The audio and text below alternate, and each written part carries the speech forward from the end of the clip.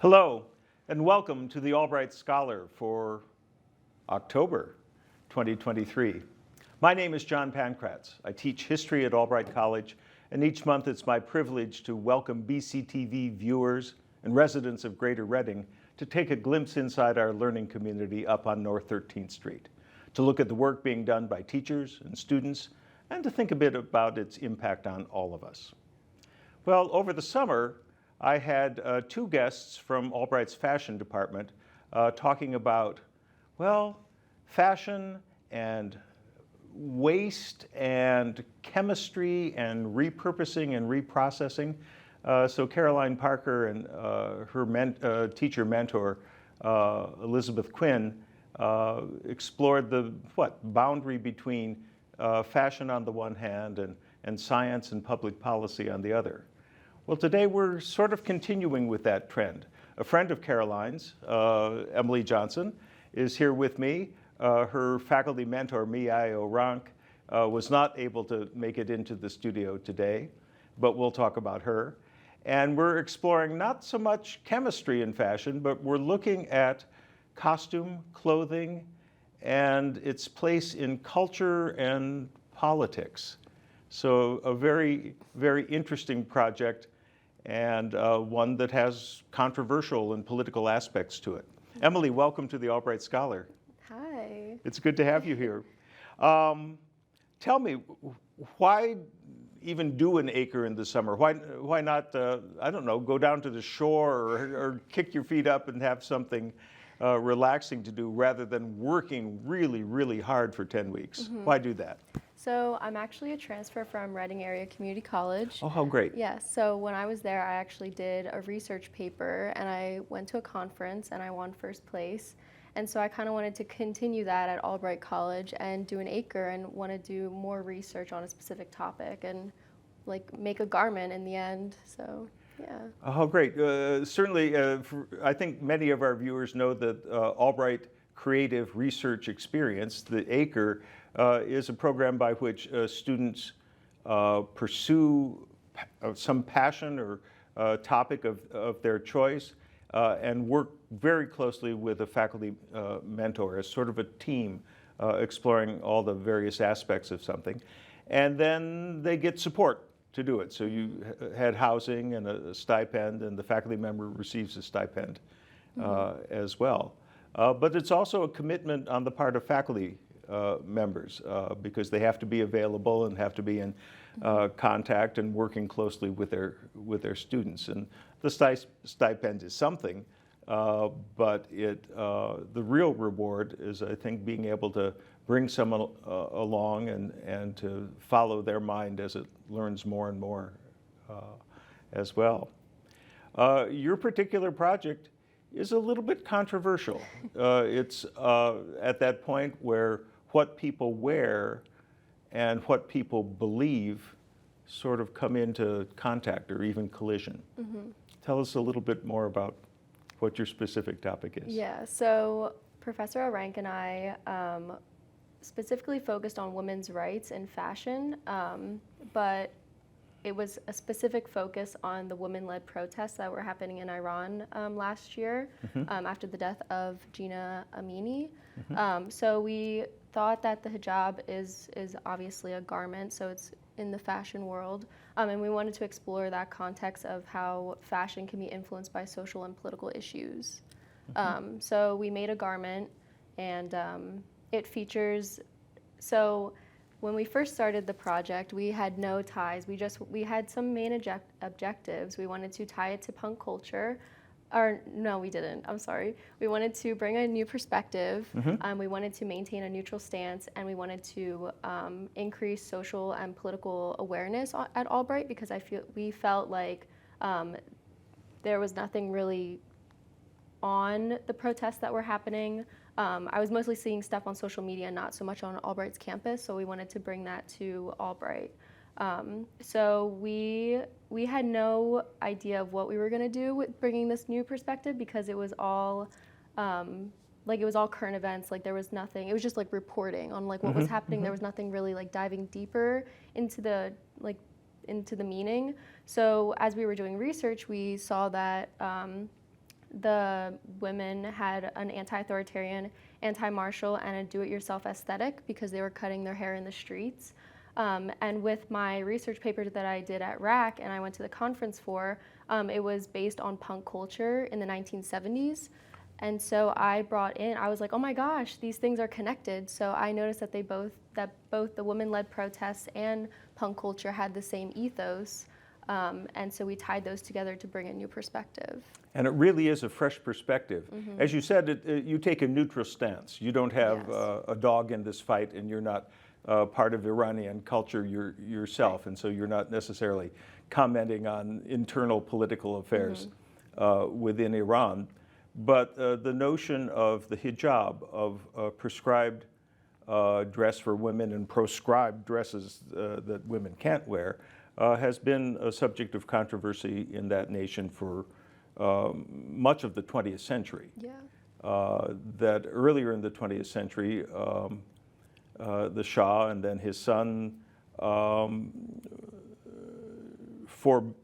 not forbade the hijab, but turned their back on it in an effort to modernize Iran as a Western-oriented nation. And because he was fairly authoritarian himself, women often wore the hijab as a means of protesting against him.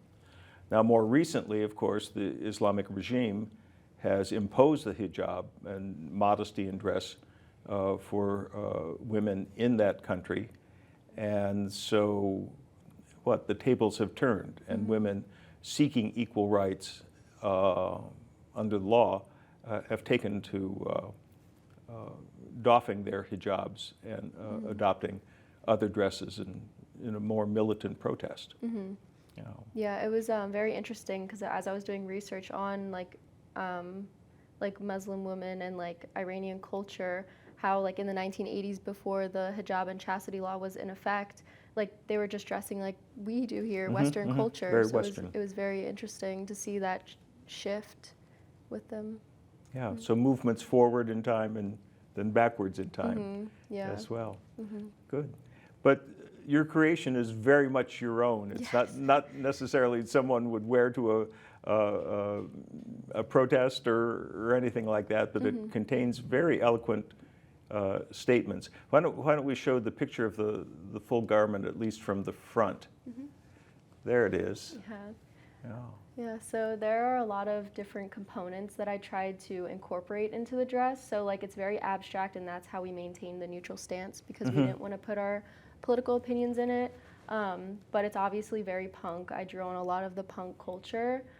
So I used safety pins to express that, and then we also thrifted most of the fabric, or we used it secondhand from the fabric room at Albright.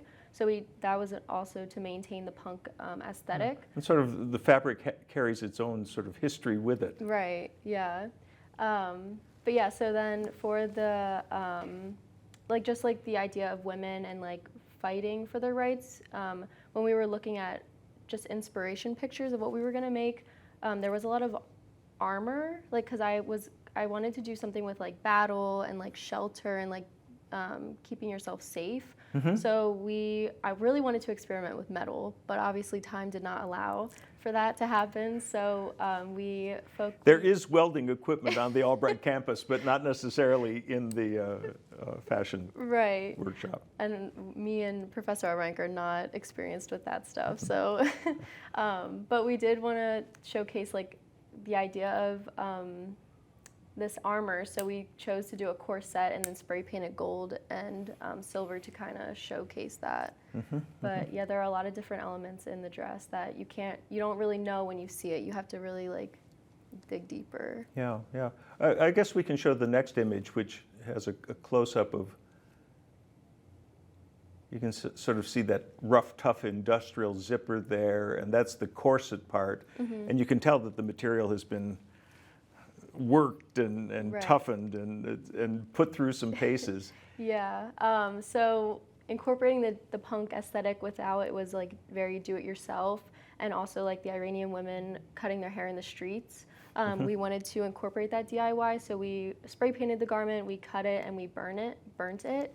And we also burnt these holes into it just to showcase like the battle of women fighting for their rights, and not just like in Iran, but like just in the history of like women, like always just being like second-class citizens.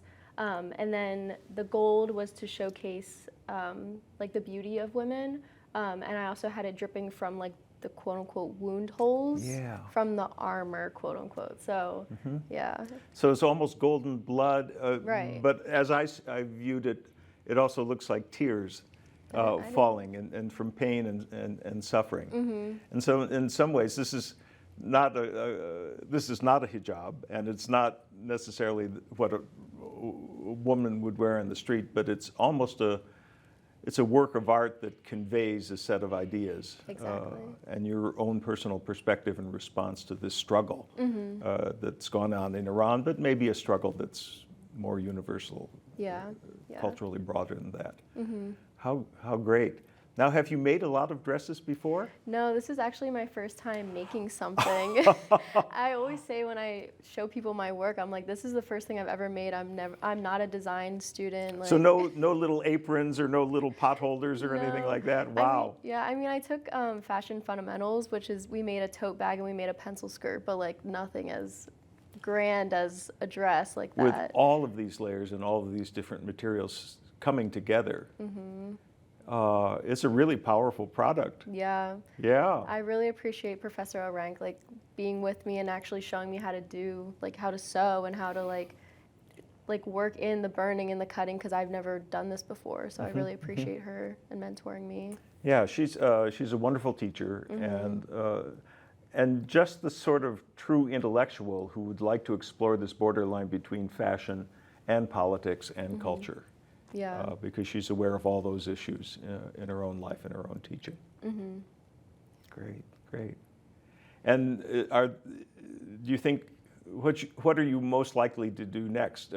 Take another design course and produce some fabulous garment, or take a course in comparative politics or in women's and gender studies? So while I loved making that garment over the summer, I don't think I want to make something like that again, because Okay. I didn't notice how much work went into just creating a garment. Like, it's not even the process of like physically doing it, but like coming up with the ideas of it.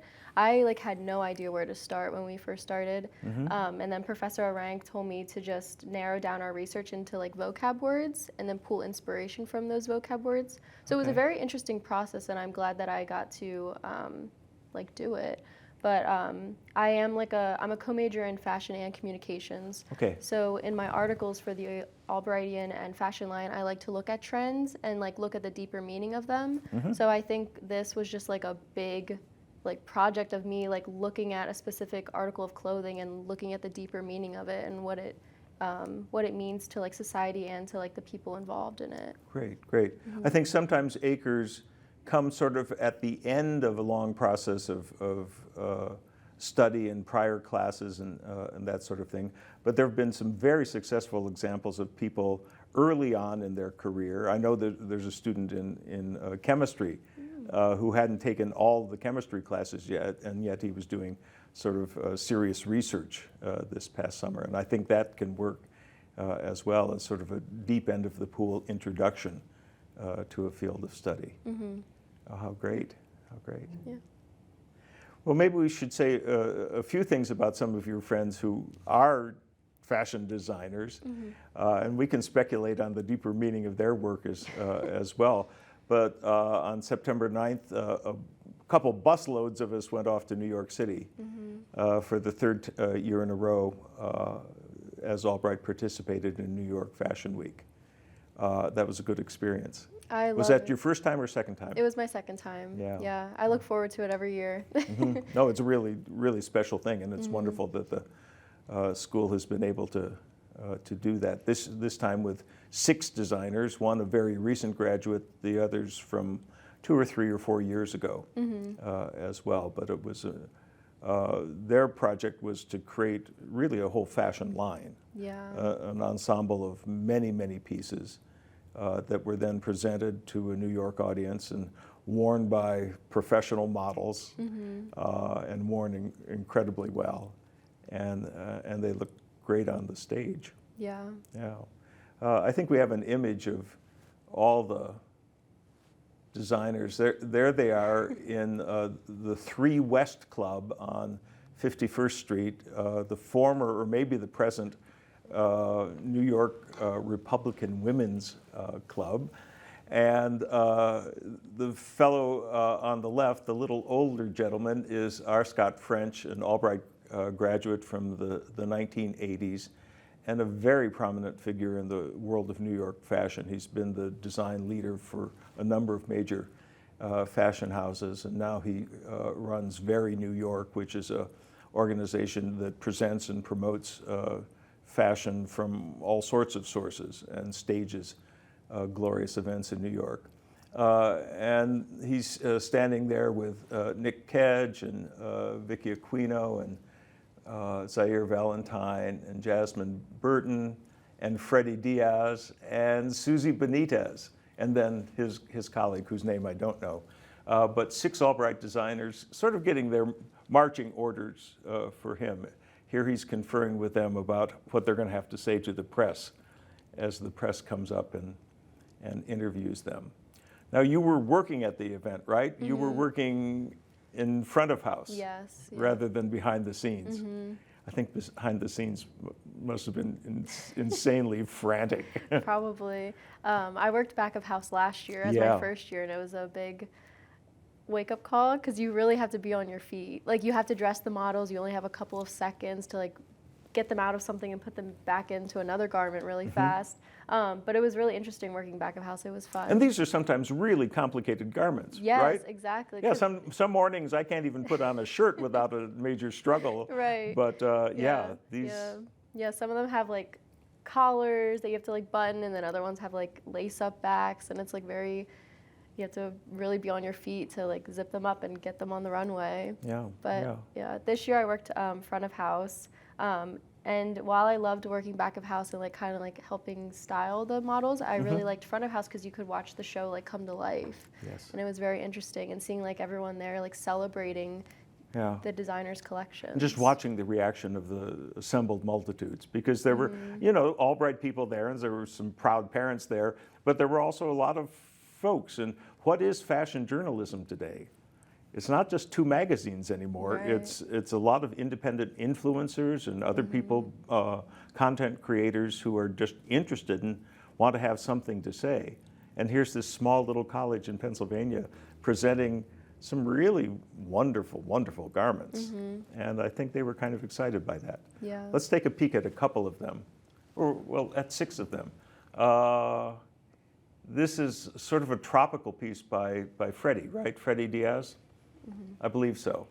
And he works in these big floral prints and, something that you'd wear where the sun is shining and the waters are blue and crystalline. And this is a model just walking up and down.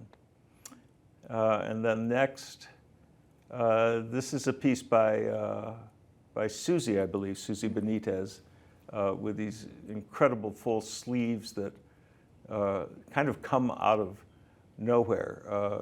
Susie was a student, maybe it's 5 or 6 years ago, and was a costume design major, and she worked very closely with Paula Trimpe and created costumes for a number of plays. And now she's under the name Susie Buttons is creating a whole series of fashion lines. It was a busy week for her. Fashion week on one Saturday, and then the following Saturday she got married. Oh my gosh. In a dress that she designed. Okay, next. Yeah, and this is, again, we're on the beach here in kind of a bathing suit, and this is by Jasmine Burton. And Jasmine, I think, creates a lot of swimwear and things out of very shiny material in really vibrant colors, greens and purples and such as that.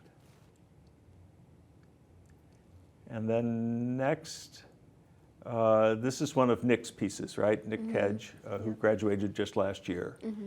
And I wondered whether he was an inspiration for you, because he takes these garments that seem very finished and very styled, and then then he abuses them. And so there are these shreds and there are these gaps and there are these holes that he imparts. So the sense of damage is kind of palpable. Right.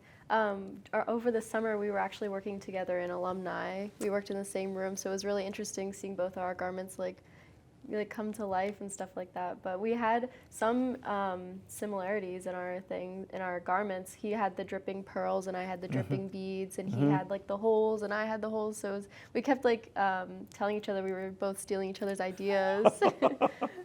Well, and that's the world of creativity, particularly in a field like this. There's a lot of collaboration that goes on, and nobody wins Project Runway without having a lot of people with bead skills and sewing skills to help them and back them up. True. And next we have a piece by Vicky, right? Vicky Aquino. And this made me think of your garment as well. It's this beautiful, long, pretty, very pretty white dress, except that the skirt part of it shows what? Red coloring? Is that blood? It might be blood. It might indicate suffering.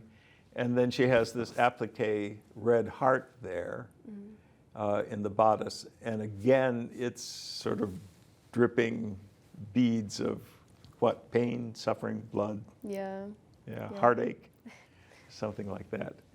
And you knew Vicki well because she graduated just last year, right? Yeah. And this is a garment that was actually in the Friedman Gallery student art show the previous spring. And then finally, a work by the inimitable Zaire. Yeah, you can go to the next one. Oops, they've gone back to Vicky. Advance it one. There we are. And this is out of, is it pleather? It's a sort of synthetic leather. Yeah. And very tough and very vinyl-y, but iridescently shiny. And he has these sort of classic lines, but then with exaggerated accents, and then this material, which is not woven. It's almost like a second skin, but kind of over the top and wonderful. Yeah. Now, have you written something about New York Fashion Week as the communication side? Did you take notes or did you create some content yourself? Yeah, so I wrote an article and I actually interviewed some students that worked like back of house and front of house. Oh, how great. Yeah, so I'm waiting to like release it on the Albrightian then. Okay, so in the campus newspaper? Yes, Yeah. And what did they have to say? Because I know some of them were first-year students and maybe their first time in New York even, let alone on a project this big. Yeah, so I interviewed Carla, I can't think of her last name, and then Adam Moyer, who was the student in charge of running the show. He was supervising everything. Right, yeah, and so he had like a lot to say. He said it was a very good opportunity to even be in charge, or like the student in charge of running it, and he said he gained a lot of experience, not only like helping out at a fashion show, like just volunteering, but like practically running the show. Yeah. So yeah. No, the person at that nexus really feels a lot of pressure and a lot of responsibility because it's very fast. Right. And if people don't take off at the right time, then they're crashing into each other. Right. And the photographer doesn't get his picture. So, yeah, and I could tell, but he handled that. And that's one of the tests of this kind of professional experience, that can you deal with the pressure? Can you deal with the public? Can you deliver the goods in a way that's really compelling? Yeah. Yeah, how neat. And then I know that both you and your friend Caroline Parker are going to be featured in the Fashion Line magazine, which is the sort of official glossy publication of the fashion department, as two people who've accomplished wonderful things in their summer acre. Would you recommend this process to a future Albright student? Oh, absolutely. Yeah. It has opened a lot of doors. Like, I'm applying for conferences. I got to make something that I didn't think I would ever make. being a transfer student, I kind of came to Albright and I saw all these garments. Like I went to New York Fashion Week last year and I was like, oh my gosh, I don't think I'll ever have the time or the energy to make this or make something this grand. And I actually did. Yeah. And I did it over the summer and it was really fun. It was fun learning how to make like an actual garment and stuff like that. Yeah, and you're feeling proud. Yes, I am. Now, is the garment going to be worn sometime? Yeah, so it's going to be featured in the Club Vogue fashion show in Okay, in November. November. And then it's going to be in the fashion department showcase in May. In May as well. Mm-hmm. So I'll have a couple more Yeah. chances to take pictures. Yes. Great. Well, we're very proud of your accomplishments and all that you learned over the summer and the fabulous product you produced. But you know, we're pretty proud of all of our ACRE students in whatever field it is. There's an awful lot of wonderful one-on-one learning Yes. that goes Yeah. on. Great. Emily, thanks so much. Thank you. And thank you for joining us. We'll see you again next month for another edition of the Albright Scholar. So long.